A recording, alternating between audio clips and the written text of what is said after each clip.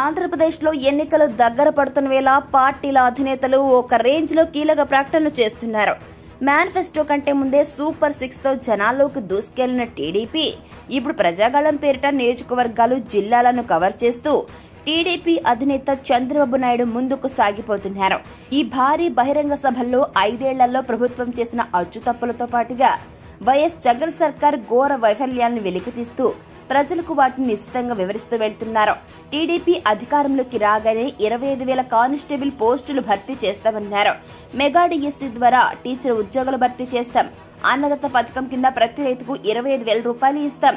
వెనుకబడిన వర్గాల వారికి 50 ఏళ్లకే పింఛన్ అని చంద్రబాబు కీలక ప్రకటన చేశారు. ఉత్తరాంధ్రలో 35 సీట్లు గెలుస్తాం. టీడీపీ సభలకు ప్రజలు స్వచ్ఛందంగా వస్తున్నారు.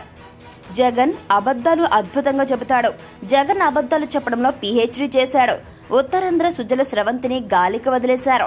జగన్ అంతా రివర్స్ పాలనే. జగన్ పాలనలో ఏపీ భ్రష్టు పట్టిపోయింది. జగన్ ఒక మానసిక రోగి అంటూ చంద్రబాబు తీవ్ర వ్యాఖ్యలు చేస్తూ ఆరోపించారు.